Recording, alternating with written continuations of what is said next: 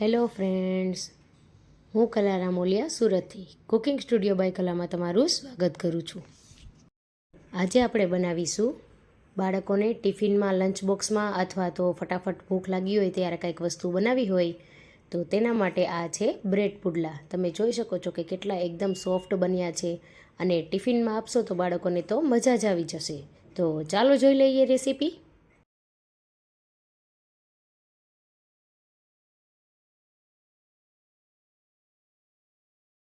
પણ એ પહેલાં જો હજી સુધી તમે મારી ચેનલને સબસ્ક્રાઈબ ના કરી હોય તો સબસ્ક્રાઈબ કરી લેજો અને બેલ આઇકન પર બટન દબાવી દેજો, જેથી મારા નવા વિડીયોની નોટિફિકેશન તમને મળતી રહે। તો ચાલો જોઈ લઈએ રેસીપી। એના માટે જોઈશે સૌ પ્રથમ એક બાઉલમાં મેં 1 વાટકી જેટલો ચણાનો લોટ લઈ લીધો છે, જે બેસન એકદમ પતલું આવે છે તે જ લીધો છે। ત્યારબાદ તેમાં અડધી ચમચી જેટલી હળદર ઉમેરીશું, 1 ચમચી લાલ મરચું, 1 ચમચી ધાણા જીરું, 1/4 ચમચી જેટલી હિંગ, અડધી ચમચી ગરમ મસાલો અને અજમા તે પાચન માટે ખૂબ જ સારું હોય છે અને તેને આપણે મસળીને લેવાના છે। 1 ચમચી જેટલા અજમા લીધા છે। ત્યારબાદ તેમાં પાણી ઉમેરતા જઈ ધીમે ધીમે થીક બેટર તૈયાર કરવાનું છે। એકદમ બેટર પતલું નથી રાખવાનું, વધારે પડતું જાડું પણ નહીં અને વધારે પડતું પતલું પણ નહીં, એવું બેટર આપણે તૈયાર કરવાનું છે। હવે તમે જોઈ શકો છો કે આપણું બેટર સરસ તૈયાર થઈ ગયું છે। તો 1 ચમચી આ રીતે લઈ અને ઊંધી કરી તમારે જોઈ લેવું કે તેમાં સરસ કોટિંગ થાય છે, મતલબ કે આપણું બેટર એકદમ પરફેક્ટ છે। હવે તેમાં ઉપરથી આપણે કેપ્સિકમ, ટમેટું, ધાણા ભાજી, ડુંગળી અને લીલી મરચી લેશું। લીલી મરચી તમારે ટેસ્ટ અનુસાર લેવી।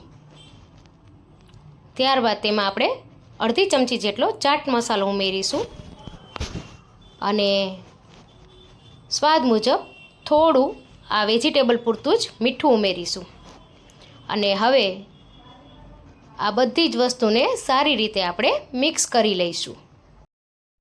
આમાં તમે તમારા મનપસંદ બીજા શાકભાજી પણ ઉમેરી શકો, પણ આટલી જ વસ્તુથી પણ ખૂબ જ સરસ ટેસ્ટ આવશે। તો હવે આને આપણે એકદમ સારી રીતે બધું મિક્સ કરી લઈશું, જેથી કરી આપણા બ્રેડ પુડલા ફટાફટ બની જશે, અલગ અલગ વસ્તુ ઉમેરવાની જરૂર નહીં પડે। હવે બધું જ સારી રીતે મિક્સ થઈ ગયું છે। હવે બીજી બાજુ મેં અહીંયા એક પેન ગરમ કરવા માટે મૂકી દીધી છે। ત્યારબાદ તેના પર આપણે થોડું બટર લગાવી લઈશું। આ રીતે બટર લગાવી હવે આપણે એક બ્રેડને લઈ લેશું અને તેને આપણે બનાવેલા બેટરમાં આ રીતે બંને બાજુ સારી રીતે કોટ કરી લઈશું અને ગરમ કરેલી પેન પર ધીરેથી આપણે રાખી દેવાનું છે।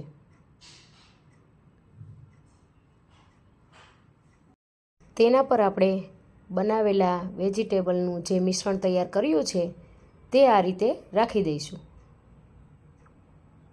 ઉપર તમે તમારી મરજી મુજબ વધારે ઓછું આ રીતે મિશ્રણ રાખી શકો છો। મિશ્રણને થોડું પ્રેસ કરી દઈશું, જેથી તે આપણે પલટાવીએ ત્યારે છૂટું ના પડે। આ રીતે ધીમે ધીમે હળવા હાથે આપણે પ્રેસ કરતા જઈશું। તેના પર આપણે થોડું બટર રાખી ધીમેથી હળવા હાથે આપણે પ્રેસ કરી અને પછી આપણે આ પુડલાને પલટાવી લેવાનું છે। તમે જોઈ શકો છો કે કેટલી સરસ જાળી પડી છે પુડલામાં અને એકદમ સરસ દેખાઈ રહ્યું છે। તો હવે પાછું તેને આપણે હળવા હાથે પ્રેસ કરી દઈશું, જેથી નીચેના જે વેજીટેબલનું સ્ટફિંગ આપણે કર્યું છે તે ખૂબ સરસ રીતે ચડી જાય। અને આ રીતે સાઈડનો ભાગ જે તમને દેખાય છે તે તમને પસંદ ના હોય તો તમે કાઢી શકો છો, પણ મેં એને પ્રેસ કરી દીધો છે। હવે આ સાઈડથી પણ આપણે તેને પલટાવી લઈશું। તો તમે જોઈ શકો છો કે શાકભાજી એક સરસ રીતે તેમાં મિક્સ થઈ ગયા છે। તો હવે બીજી સાઈડ પણ થોડું બટર નાખી આપણે તેને પાછું ચોળવી લઈશું. આ રીતે અલટપલટ કરી 5 મિનિટમાં આપણું બ્રેડ પુડલું તૈયાર થઈ ગયું છે. આપણે તેને એક ડીશમાં કાઢી લઈશું. હવે પાછું આપણે સેમ પ્રોસેસથી બીજા પણ બ્રેડ પુડલા બનાવી લઈએ. પાછું તેને બ્રેડને બેટરમાં આ રીતે ડીપ કરી પાછું તેને આપણે પેનમાં બટર લગાવી ઉપરથી રાખી દઈશું.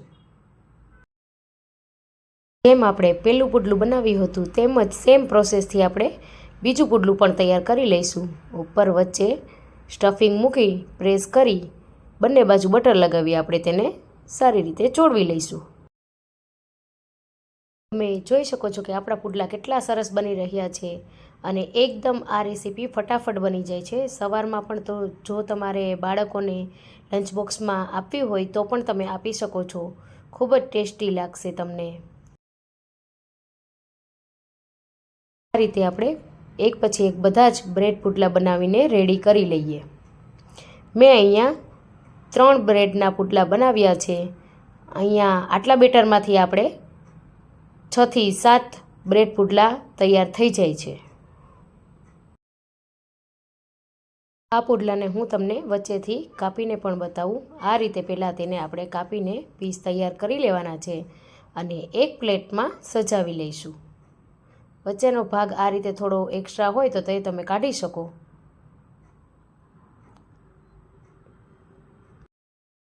તો મેં અહીંયા એક પ્લેટમાં બધા જ બનાવેલા બ્રેડ પુડલા રાખી દીધા છે અને તેને આપણે ટોમેટો કેચઅપ સાથે સર્વ કરીશું.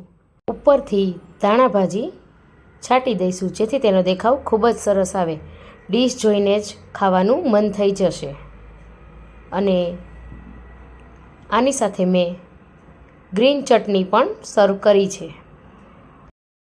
તો તમે પણ ફટાફટથી આ રેસીપી બનાવજો અને ટ્રાય કરીને મને કહેજો કે તમને મારી રેસીપી કેવી લાગી. તમે જોઈ શકો છો કે એકદમ સોફ્ટ એવા આપણા બ્રેડ પુડલા તૈયાર થઈ ગયા છે. જો તમને મારી રેસીપીઓ સારી લાગતી હોય તો મારી ચેનલને લાઇક, શેર, સબસ્ક્રાઈબ કરવાનું ના ભૂલતા અને કમેન્ટ કરીને ચોક્કસથી જણાવજો. તો મળીએ નવી રેસીપી સાથે.